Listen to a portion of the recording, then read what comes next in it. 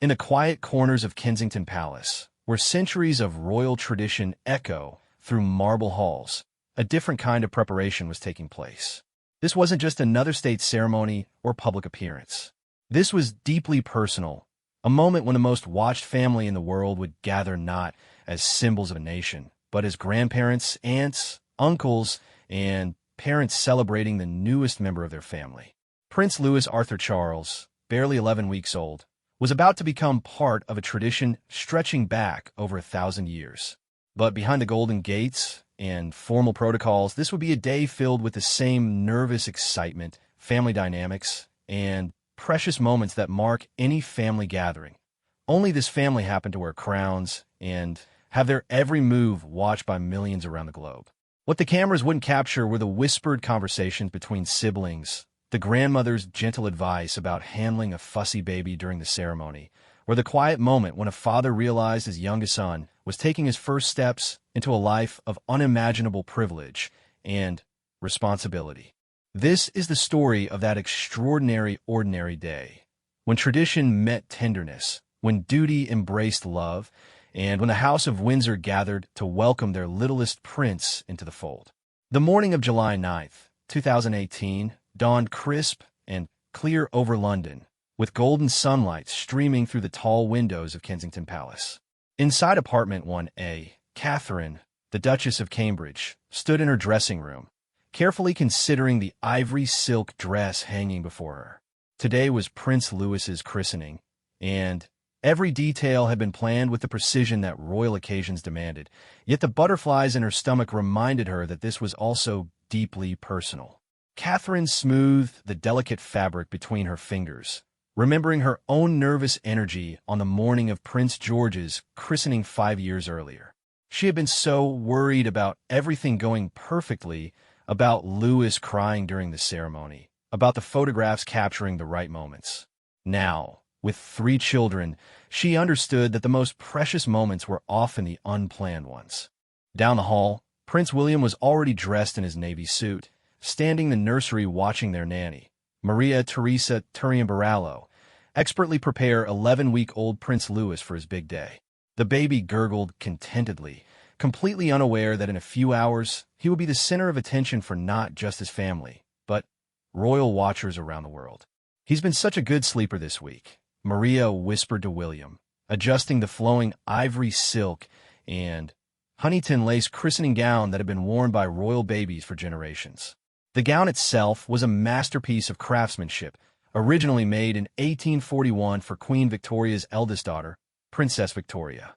An exact replica had been created in 2008 when conservation concerns arose about the original, and it was this replica that Prince Louis would wear, just as his siblings and cousins had before him. William nodded, though his mind was elsewhere. As a father of 3, he had learned to treasure these quiet moments before public events. Once they left for St. James's Palace, everything would become about protocol, timing, and public presentation. But here, in these precious minutes before the day truly began, Louis was simply his son, not a prince, not a future royal, just a baby who depended on his parents for everything. Princess Charlotte burst into the nursery, already dressed in a sweet blue floral dress with white Peter Pan collar, her hair perfectly styled with a small white bow. At 3 years old, she was beginning to understand that some days were different, more important, though she couldn't quite grasp why everyone seemed more excited than usual. "Is Louis ready yet?" she asked, bouncing on her toes with excitement. Charlotte had taken to her role as big sister with enthusiasm, often insisting on helping with Louis's care, though her help sometimes created more work for the adults around her. Prince George appeared behind his sister, looking remarkably grown-up in his navy shorts and crisp white shirt. At nearly 5, he understood more about royal duties and public appearances. He had watched his parents prepare for countless events, had seen the careful attention to detail that went into everything they did. Still, there was something special about today that even he could sense. Catherine entered the nursery, now dressed in her own carefully chosen outfit, a white Alexander McQueen coat dress with a subtle floral pattern, paired with a coordinating fascinator. She had chosen white deliberately, a color that would photograph beautifully and seemed appropriate for such a sacred occasion. Her Jewelry was simple, but significant. Pearl earrings that had belonged to Princess Diana, a subtle way of including William's mother in the celebration. "Let me see our little prince," she said softly, approaching the changing table where Louis lay content and alert. The baby's dark blue eyes seemed to focus on his mother's face, and, for a moment, the formal atmosphere of the morning melted away. Catherine gently stroked his cheek, marveling again at how quickly these early weeks passed, how each of her children had grown from helpless newborns to little individuals with their own personalities. The morning routine continued with practiced efficiency. Breakfast was served in the family's private dining room. Nothing too elaborate, as nervous stomachs and formal events didn't mix well. George ate his favorite cereal, while Charlotte picked at toast cut into heart shapes, a small concession to make the morning feel special for the children who wouldn't understand much of the ceremony itself. As they ate, Catherine and William quietly discussed the day's timeline. The christening would take place at the Chapel Royal in St. James's Palace, the same venue where Prince George had been baptized. It was an intimate setting, much smaller than Westminster Abbey or St. George's Chapel at Windsor, which made it perfect for the private family celebration they wanted. The guest list was deliberately small, immediate family only. The Queen and Prince Philip would attend, of course, though there had been some concern about Philip's health following his recent hip surgery. Prince Charles and the Duchess of Cornwall would be there, as would Catherine's parents, Michael and Carol Middleton, along with her siblings Pippa and James. Prince Harry was included, though this would be one of the last major family gatherings before his wedding to Meghan Markle later that year brought new dynamics to the family. The absence of some family members had been carefully considered. The decision to keep the christening intimate meant that many of William's cousins and their families wouldn't attend, though they understood the desire for privacy. This wasn't a state occasion, but a family celebration, and that distinction was important to both William and Catherine. As the morning progressed, staff members moved efficiently through the apartment, making final preparations. Security personnel had been conducting sweeps of both Kensington Palace and St. James's Palace since early morning, ensuring every detail of the route and venue was secure. The press had been allocated specific positions outside St. James's Palace, far enough away to respect the family's privacy, but close enough to capture the images the public expected. Catherine found herself thinking about her own parents as she watched George carefully button his shirt. The Middleton family's rise from relatively modest circumstances to being grandparents of future kings still felt surreal sometimes. Her father, Michael, had built a successful party supply business, but nothing could have prepared them for the scrutiny and protocol that came with their daughter's marriage into the royal family. Yet they had adapted remarkably well. Carol Middleton, in particular, had developed an easy relationship with the Queen, their shared love of horses providing common ground that transcended their very different backgrounds. Today, Catherine knew her mother would be both excited and nervous, wanting everything to be perfect while trying to support Catherine through the complex emotions that came with these public moments. The choosing of godparents had been a deeply personal decision, one that William and Catherine had spent weeks discussing. They wanted people who would play genuine roles in Louis's life, not just hold honorary titles. The final selection reflected both their personal relationships and the balance they tried to maintain between their royal duties and their desire for their children to have as normal a life as possible. Nicholas Van Cutsum, one of William's oldest friends, was an obvious choice. The Van Cutsum family had been close to the royals for generations, and Nicholas had been a loyal friend since their school days.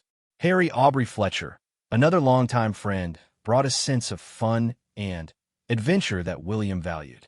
These weren't just names for the history books. They were people who would remember Louis's birthday, take him on adventures, and provide the kind of steady friendship that William treasured. The female godparents were equally carefully chosen. Lady Laura Mead, married to James Mead, was part of the tight-knit group of friends that had supported William and Catherine throughout their relationship. Lucy Middleton, Catherine's cousin, strengthened family ties and ensured Louis would have godparents who truly understood both sides of his heritage. As the departure time approached, the household's pace quickened. Maria checked and rechecked the diaper bag, ensuring everything Louis might need was packed. The christening gown was carefully placed in its special traveling case, protected by layers of tissue paper. Catherine's lady-in-waiting confirmed details with the palace staff at St. James's, ensuring the timing would work smoothly for the family's arrival. Prince Philip's participation had been uncertain until the last moment. At 97, following recent health scares, every public appearance required careful consideration. But the Duke of Edinburgh was determined to be present for his great-grandson's christening, understanding the significance of the moment for both the family and the continuity of royal tradition. The Queen, meanwhile, was looking forward to the gathering with quiet pleasure. At 92, she had presided over countless family celebrations, but christenings held special meaning. They represented hope, continuity, and the future of the monarchy she had served for over 6 decades. Prince Louis would be her 6th great-grandchild, yet each one brought its own joy and sense of the family's ongoing story. As William checked his watch, he realized how quickly the morning had passed. Soon they would leave the private sanctuary of their home and enter the public realm, where every gesture would be analyzed, every expression photographed, every detail dissected by royal watchers around the world. But for now, in these final moments of privacy, they were simply a family preparing for a meaningful day. Catherine gathered her children close, smoothing George's hair one final time and adjusting Charlotte's bow. Louis slept peacefully in his carrier, blissfully unaware that his life was about to intersect with centuries of tradition and the expectations of a nation. The car that would take them to St. James's Palace was already waiting in the courtyard. Staff members made final checks of their lists, ensuring nothing had been forgotten. Security teams confirmed their positions along the route. The press gathered behind barriers, cameras ready to capture the images that would appear in newspapers and websites around the world within hours. As they prepared to leave, William took a moment to look around the nursery one more time. These were the moments he would remember long after the ceremony was over. Charlotte's excitement, George's careful attention to his appearance, Catherine's quiet grace under pressure, and Louis's peaceful contentment.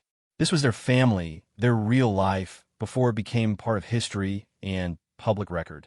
The christening of Prince Louis Arthur Charles was about to begin, but it had started here, in these quiet moments of preparation, in the love and care that surrounded him even before he could understand what it meant. Today would mark his formal entry into the Church of England and his place in the line of succession, but it would also be a celebration of family, faith, and the bonds that connected them all across generations of joy, duty, and enduring love. The convoy of vehicles moved through the familiar streets of London with practiced precision, their route carefully planned to minimize disruption while maintaining the security protocols that surrounded every royal movement. Inside the lead car, Prince William sat beside Catherine, who held Prince Louis securely in her arms, while Prince George and Princess Charlotte peered excitedly out the windows at the gathering crowds. Despite the private nature of the christening, royal watchers had gathered along the route and outside St. James's Palace, hoping for a glimpse of the family. The British public's fascination with royal babies never seemed to diminish, and Louis, as the 3rd child of the future king, generated his own special interest. Many in the crowd held small Union Jack flags, while others had brought flowers and cards, continuing the long tradition of public celebration for royal family milestones. Charlotte pressed her face to the window, waving enthusiastically at anyone who looked in their direction. At 3, she was naturally outgoing and seemed to enjoy the attention that came with being a royal child. George, more reserved like his father, watched the crowds with quiet interest, but didn't wave, already showing signs of the careful consideration he would need as a future king. Catherine felt the familiar mix of emotions that accompanied these public moments. She was proud of her children and grateful for the public's genuine affection for their family, but she also felt protective of their privacy and normal childhood experiences. The balance between royal duty and family life was something she and William navigated carefully, trying to give their children as much normalcy as possible while preparing them for their eventual roles. As they approached St. James's Palace, the historic red brick building that had been home to British royalty for over 500 years came into view. The palace held special significance for William, as it had been his father's official London residence for many years, and the place where William himself had begun to undertake royal duties as a young man. Today, it would witness another generation taking their place in the long line of royal tradition. The Chapel Royal, where the christening would take place, was one of the oldest parts of the palace complex. Built by Henry VIII in the 1530s, it had seen centuries of royal worship, weddings, christenings, and funerals. The chapel's intimate size made it perfect for private family celebrations, accommodating only about 40 people and creating the sense of closeness that William and Catherine wanted for their son's christening. Security personnel had been in position since early morning, with discreet but thorough measures ensuring the safety of all attendees. The private nature of the event meant fewer logistical challenges than a state occasion, but the presence of the Queen, senior royals, and the direct line of succession still required careful planning and execution. As their car pulled into the palace courtyard, William could see that the other family members had already begun to arrive. Prince Charles and the Duchess of Cornwall's car was parked nearby, and William knew his father would be particularly pleased to be present for another grandchild's christening.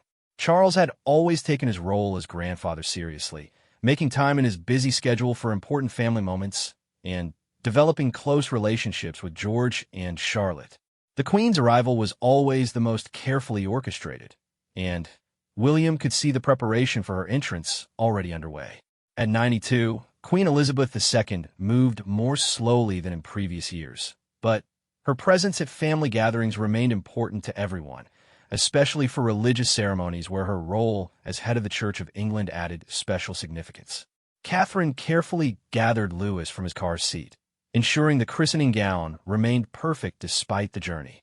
The baby had slept through most of the drive, a blessing that experienced parents knew to appreciate. The timing of the ceremony had been planned around Louis's typical schedule, hoping to catch him during one of his more alert and content periods. George and Charlotte were helped from the car by their protection officers, both children showing the careful manners that had been instilled in them from an early age. Charlotte's excitement was barely contained as she smoothed her dress and checked that her bow remained in place, while George stood quietly beside his father, unconsciously mimicking William's posture and bearing. The family was greeted by the Dean of the Chapel Royal, who would conduct the christening ceremony. The Reverend William Booth was experienced in royal christenings, having officiated at Prince George's ceremony 5 years earlier. His familiarity with the family and their preferences helped ensure the ceremony would feel both properly formal and genuinely personal. As they entered the palace, William was struck by the contrast between the public attention outside and the intimate family gathering that awaited them inside. The corridors of St. James's Palace seemed to absorb some of the external pressure, creating a buffer between the royal duties and the family celebration. Staff members moved efficiently but unobtrusively, ensuring everything proceeded smoothly while remaining in the background. In the anteroom adjacent to the Chapel Royal, the family began to gather for informal greetings before the ceremony. Prince Harry arrived looking relaxed and happy, his upcoming marriage to Meghan Markle having brought a new lightness to his demeanor. He immediately gravitated toward George and Charlotte, who adored their fun-loving uncle and his ability to make them laugh even in formal situations. Catherine's family brought their own energy to the gathering. Michael and Carol Middleton arrived with the quiet pride that marked all their appearances at royal events, still sometimes amazed at how their lives had changed since Catherine's relationship with William began.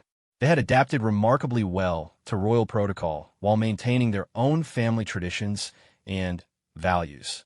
Pippa Middleton, Catherine's sister, looked elegant and composed, her own recent marriage having given her additional understanding of managing family celebrations under public scrutiny. James Middleton, Catherine's brother, brought his characteristic warmth and humor, always able to help the children relax during formal occasions. The godparents assembled with a mixture of honor and nervousness. Being chosen as a royal godparent was both a privilege and a responsibility, involving not just the ceremony itself, but a lifelong commitment to playing a meaningful role in Louis's life. Nicholas Van Cutsum and Harry Aubrey Fletcher, William's longtime friends, understood the significance of the moment while maintaining the easy camaraderie that had made them such valued friends over the years. Lady Laura Mead and Lucy Middleton represented the female godparents, both women who had developed close relationships with Catherine and could be trusted to provide guidance and support to Louis as he grew.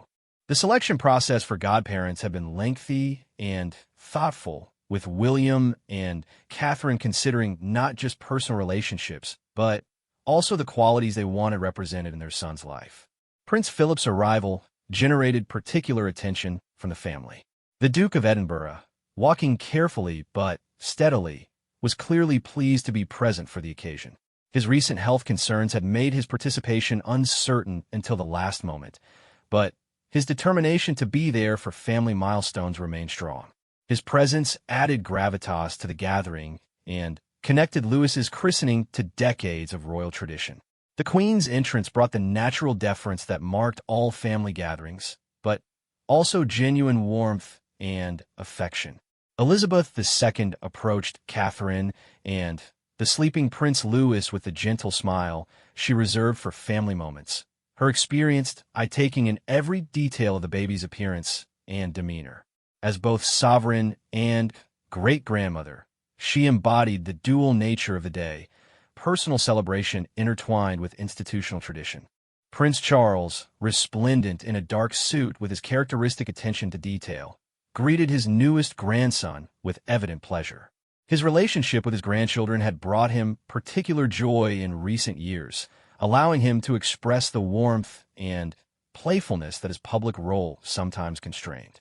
He had been looking forward to this christening as another opportunity to strengthen family bonds and witness the continuation of traditions he had inherited and would eventually pass on. The Duchess of Cornwall, Camilla, brought her own gentle presence to the gathering. Her integration into the family had been gradual but genuine, and her natural ease with children had made her a welcome addition to family celebrations. She understood the delicate balance required in step-family relationships, particularly under public scrutiny, and had developed her own meaningful connections with the grandchildren. As the family mingled in the anteroom, conversation flowed naturally despite the formal setting. George and Charlotte moved easily between their relatives, comfortable with the attention and affection they received. Louis remained contentedly asleep, blissfully unaware of the significance of the moment or the distinguished gathering that had assembled in his honor. The chapel staff made final preparations for the ceremony, ensuring the font was ready, the water blessed, and all necessary elements in place. The silver-gilt lily font, traditionally used for royal christenings, had been brought from the Tower of London and filled with water from the River Jordan, continuing traditions that stretched back centuries. Photography arrangements had been carefully planned to capture the ceremony while respecting its private nature. Only selected official photographers would be present during the service itself, with family portraits planned for immediately afterward. These images would provide the public documentation of the event while preserving the intimate atmosphere the family desired. As the time for the ceremony approached, the family began moving toward the Chapel Royal. The ancient building, with its beautiful painted ceiling and intimate wooden pews, provided the perfect setting for the sacred moment ahead. Sunlight streamed through the stained glass windows, creating patterns of colored light that seemed to bless the gathering with natural beauty.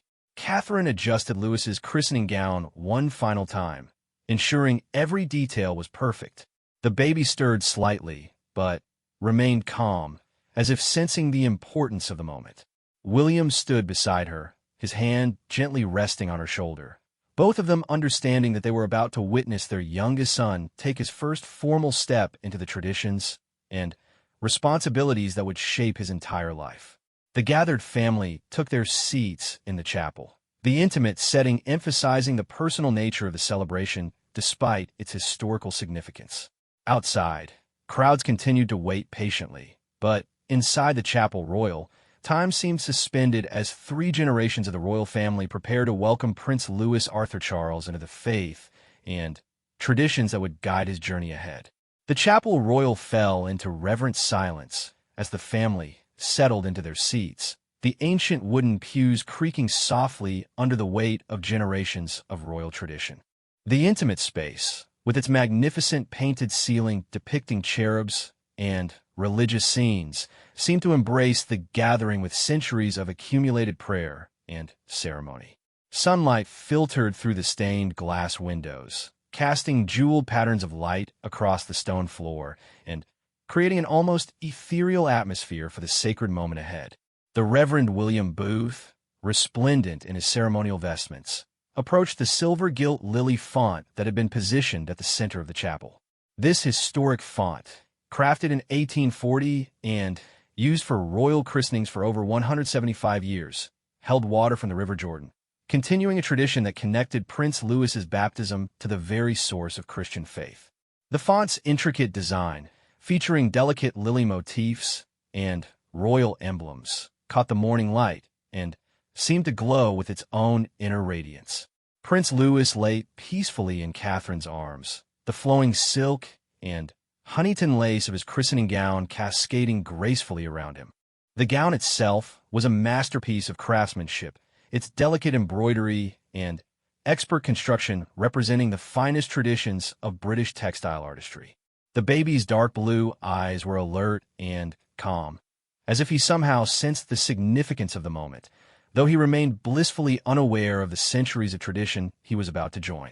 Queen Elizabeth II sat in the front pew, her presence lending gravity and continuity to the ceremony. At 92, she had witnessed countless christenings, weddings, and funerals in this very chapel, but each family celebration still held special meaning for her. Her role as both sovereign and great-grandmother created a unique perspective on these moments, understanding better than anyone how personal joy intertwined with institutional responsibility and historical significance. Prince Philip, seated beside his wife, showed the quiet dignity that had marked his decades of public service.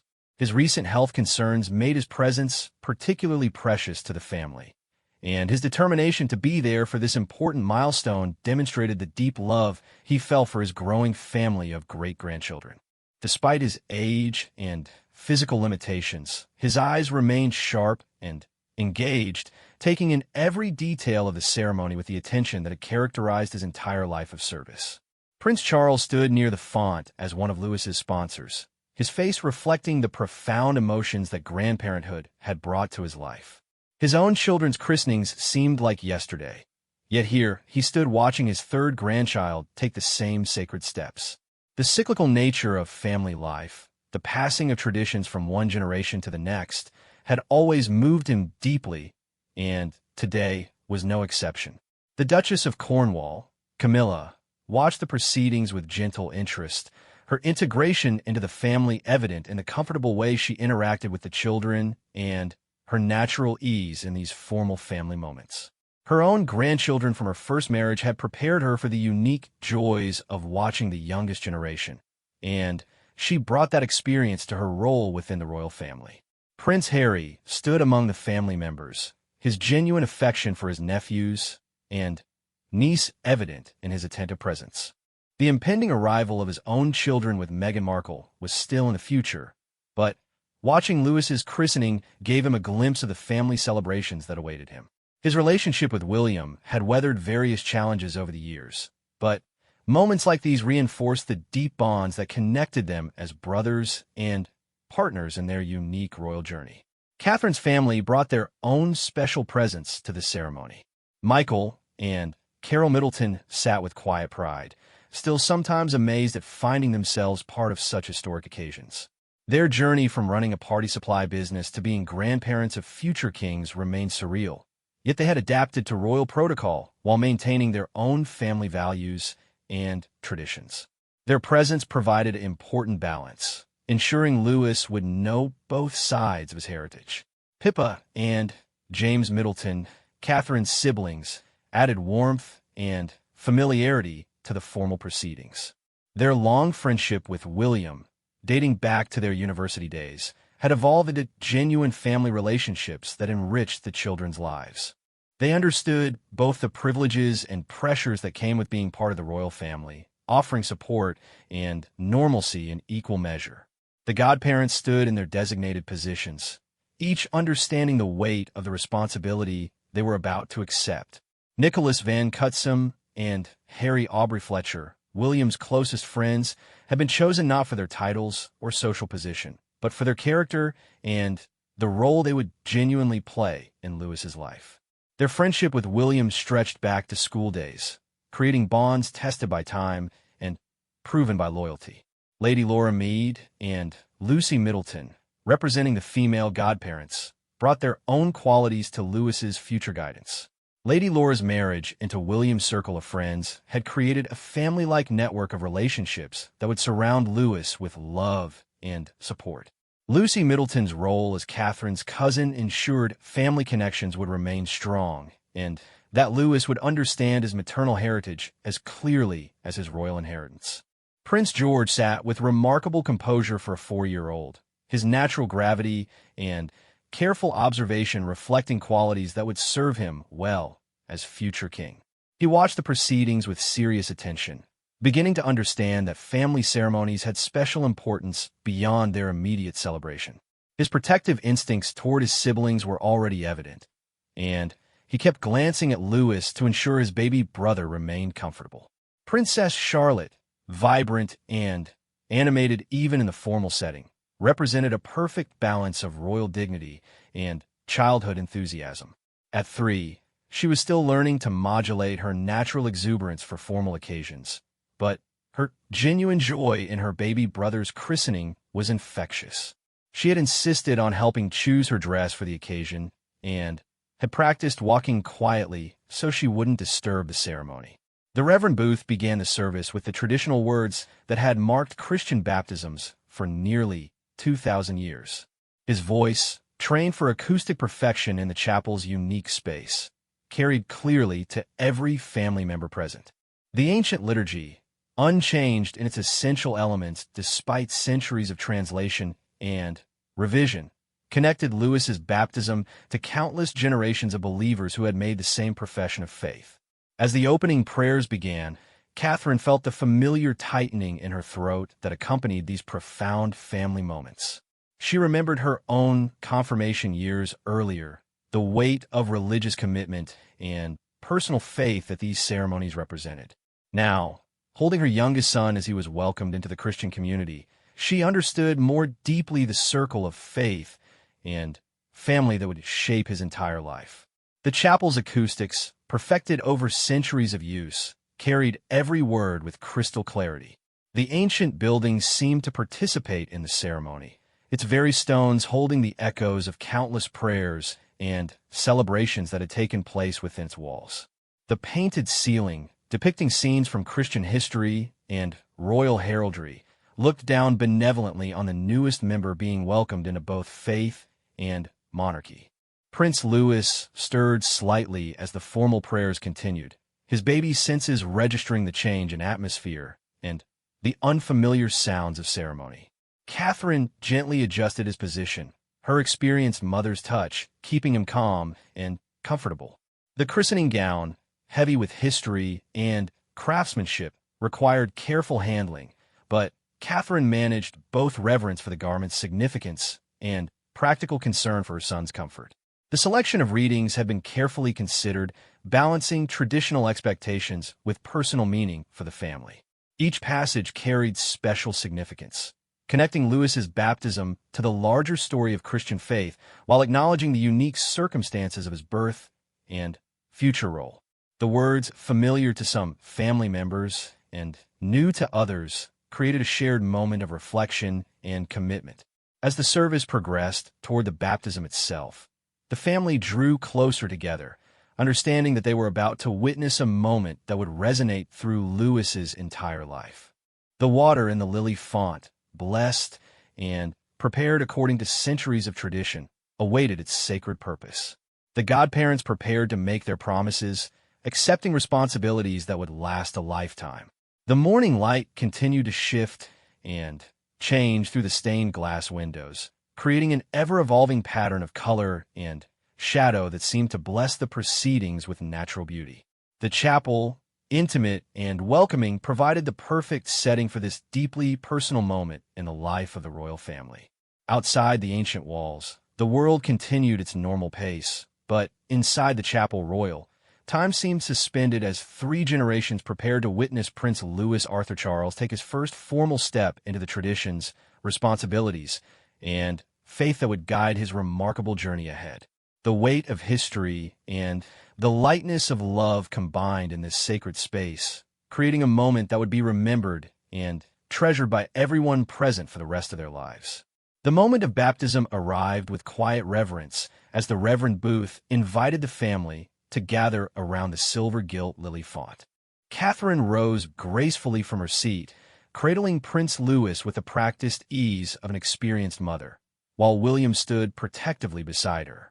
The christening gown, with its intricate lace work and flowing silk, caught the morning light streaming through the stained glass windows, creating an almost luminous effect around the baby.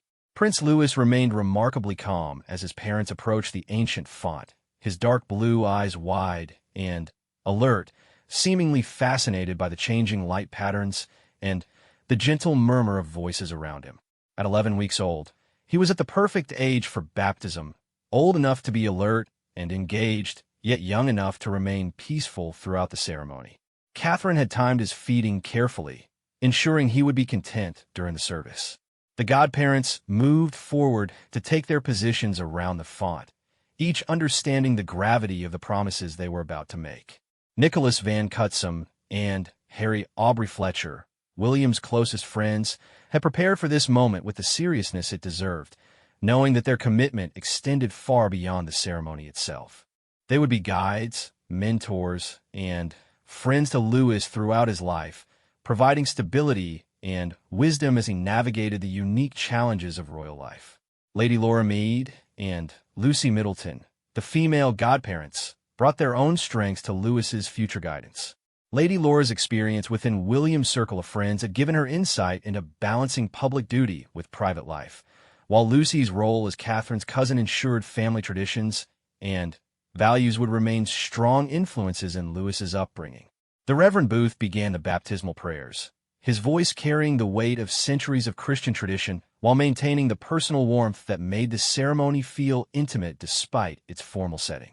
The ancient words, translated and refined over generations, connected Louis's baptism to the earliest days of Christianity while acknowledging the unique circumstances of his royal birth. Queen Elizabeth II watched the proceedings with the deep satisfaction that came from witnessing family continuity. As Supreme Governor of the Church of England, her presence added constitutional significance to the ceremony, but as a great-grandmother, she felt the personal joy that marked all family celebrations. Her long reign had encompassed countless christenings, confirmations, and religious ceremonies, yet each family milestone retained its special meaning. The questions posed to the godparents carried particular weight in the context of royal baptism. Their promises to guide Louis in his faith journey, to support his parents in his upbringing, and to help him understand his role in the world took on added significance given the unique life that awaited him. Each godparent answered with clear conviction, understanding that their commitment would be tested by the extraordinary pressures and opportunities that would mark Louis's future. Prince Louis stirred slightly as the holy water was prepared, his infant senses registering the subtle changes in atmosphere and temperature. Catherine gently adjusted his position, ensuring the christening gown remained perfectly arranged while keeping him comfortable and secure. The gown's historical significance, worn by royal babies for generations, made every moment of the ceremony feel connected to the long line of princes and princesses who had preceded Louis. The moment of baptism itself approached with hushed anticipation.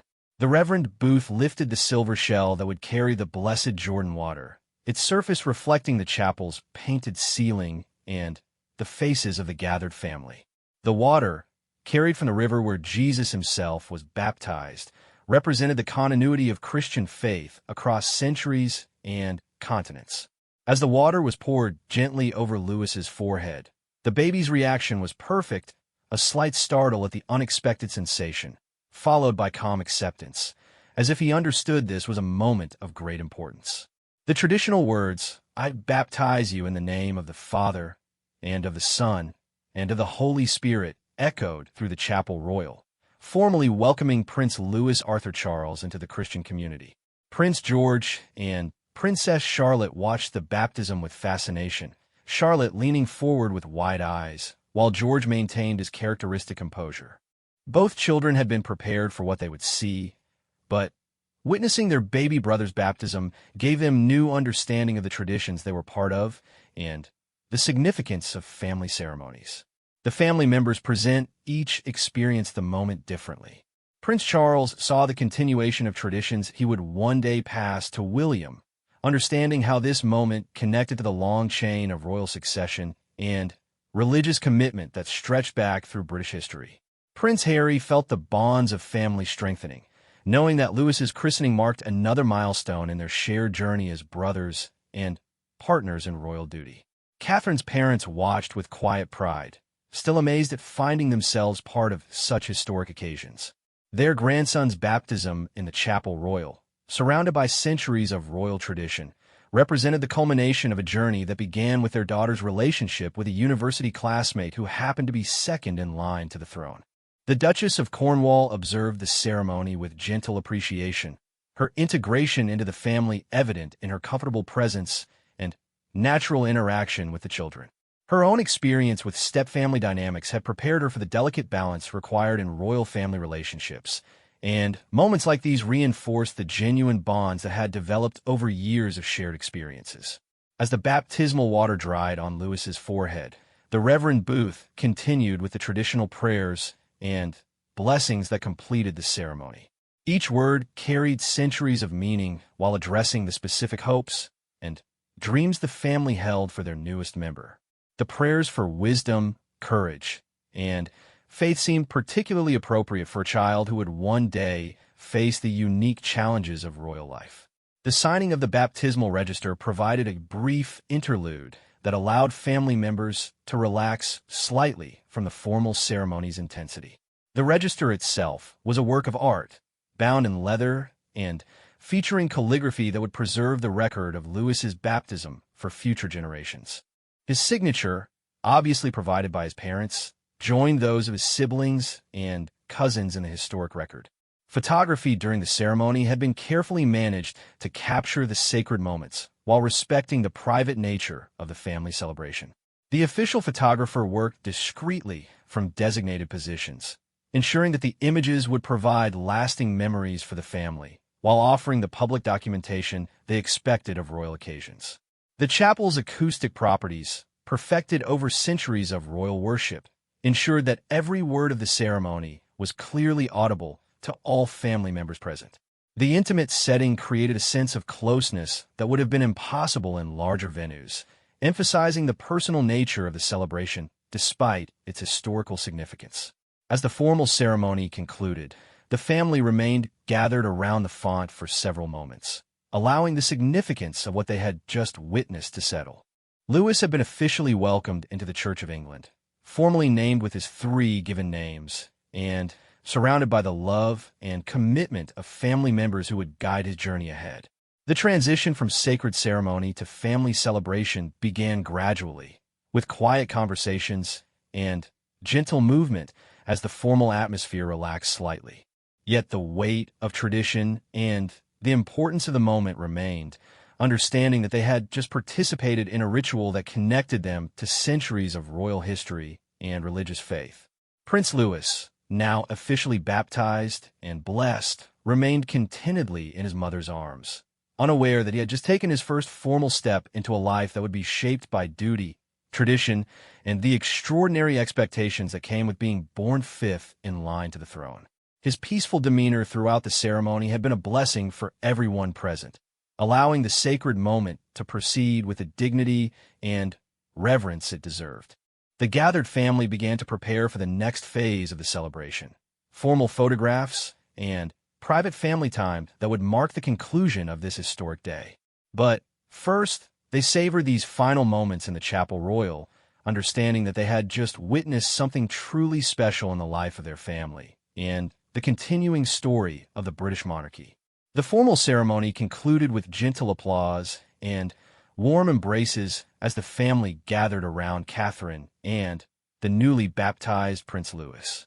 The Chapel Royal, which had witnessed centuries of royal celebrations, seemed to exhale with satisfaction as another generation was formally welcomed into the traditions that had shaped British monarchy for over 1,000 years. The morning light, now streaming more directly through the stained glass windows, bathed the scene in jeweled colors that made the moment feel blessed by divine approval. Moving from the sacred space of the chapel to the adjacent state rooms for photographs required careful coordination. Palace staff had prepared the rooms meticulously, ensuring lighting and positioning would create the formal portraits that would mark this historic occasion. The official photographer, experienced in royal family dynamics, worked efficiently to capture both the required formal images and the spontaneous moments that revealed the genuine affection binding the family together. Prince Louis, who had been remarkably calm throughout the ceremony, began to show signs of normal baby restlessness as the session progressed. Catherine, ever the experienced mother, recognized the subtle cues that indicated feeding time was approaching. The christening gown, magnificent as it was, made nursing difficult, requiring careful timing and planning to ensure everyone's comfort during the extended celebration. The formal portraits followed traditional arrangements that had evolved over generations of royal christenings. The monarch and immediate family formed the central group, with the Queen holding her great-grandson while surrounded by Prince Philip, Prince Charles, and the Duchess of Cornwall. These images would join the historical record, documenting the continuity of succession and the bonds connecting 4 generations of the royal family. Prince George and Princess Charlotte, initially well-behaved during the ceremony, began to show typical childhood impatience with a lengthy photograph session. Charlotte's natural exuberance made sitting still challenging, while George's serious demeanor started to crack as fatigue set in. William and Catherine tag-teamed to keep their older children engaged and comfortable, understanding that pushing young children beyond their limits would create stress for everyone involved. The godparents' formal portraits carried special significance, documenting the relationships that would influence Louis's entire life. Nicholas Van Cutsem and Harry Aubrey Fletcher, William's closest friends, understood they were accepting responsibilities that extended far beyond the celebration. Their friendship with William, tested by years of shared experiences and mutual loyalty, provided the foundation for guidance they would offer Louis as he grew. Lady Laura Mead and Lucy Middleton brought their own perspectives to their roles as godmothers. Lady Laura's experience within royal circles would help her guide Louis through the unique challenges of growing up in the public eye, while Lucy's position as Catherine's cousin ensured family values and Middleton traditions would remain influential in his upbringing. Queen Elizabeth II's participation in the photographs held particular poignancy, given her age and the uncertain nature of how many more family celebrations she would be able to attend. At 92, every gathering with her great-grandchildren carried special meaning, and her evident pleasure in holding Prince Louis reflected the deep satisfaction she found in witnessing the family's continuation. Prince Philip's presence, despite his recent health challenges, added gravitas to the occasion while demonstrating his commitment to family milestones. His relationship with his great-grandchildren had brought him particular joy in recent years, allowing expression of warmth and playfulness that his formal roles sometimes constrained. The intimate family portraits captured relationships and dynamics that formal state occasions rarely revealed. Catherine's natural ease with her children, William's protective presence, and the genuine affection flowing between siblings and cousins created images that transcended their historical documentation to become treasured family memories. As the formal photography session concluded, the family moved to private dining rooms where a celebratory luncheon had been prepared. The menu reflected both royal tradition and family preferences, including dishes that accommodated various dietary requirements while maintaining the elevated standard expected for palace entertaining. The conversation during lunch flowed naturally between family news, shared memories, and gentle teasing that marked comfortable family relationships. Prince Harry's upcoming wedding provided a source of excitement and planning discussions, while updates on various family members' activities and commitments kept everyone connected despite their busy individual schedules. Catherine's parents, Michael and Carol Middleton, found themselves reflecting on the remarkable journey that had brought them to this moment. From their relatively modest beginnings to becoming grandparents of future kings seemed surreal, yet they had adapted to royal protocol while maintaining their own values and family traditions. Pippa and James Middleton contributed their own warmth to the gathering, their long friendship with William having evolved into genuine family bonds.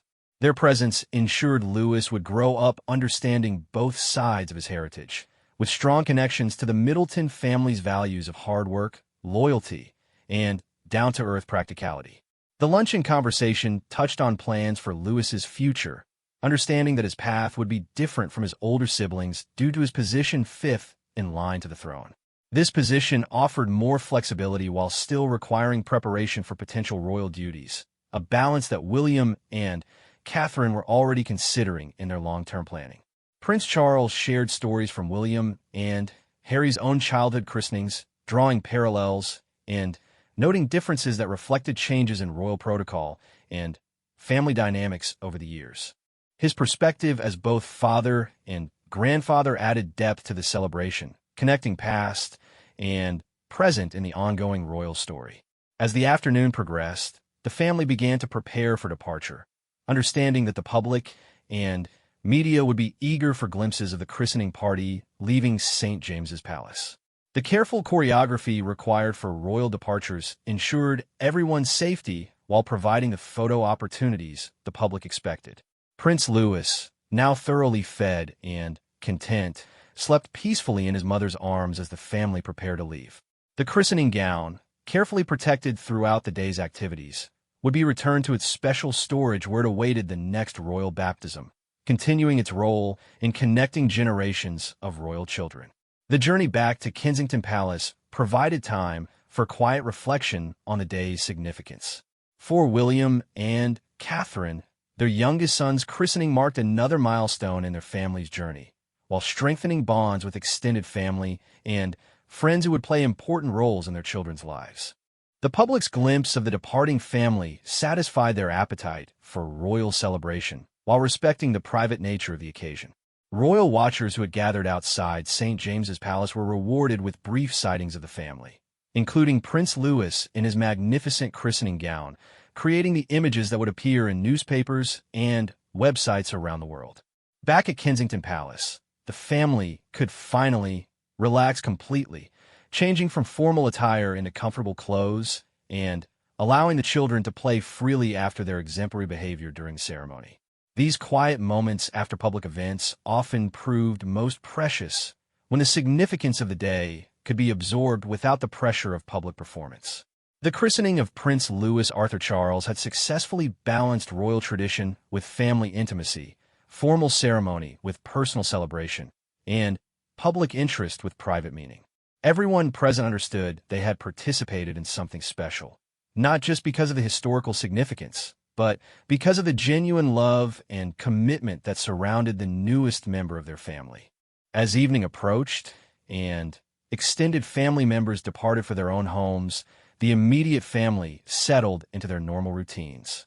Prince Louis, blissfully unaware of his starring role in the day's events, continued his simple routine of eating, sleeping, and growing, while his parents and siblings treasured the memories of a day that had welcomed him formally into the traditions, faith, and responsibilities that would shape his extraordinary life ahead.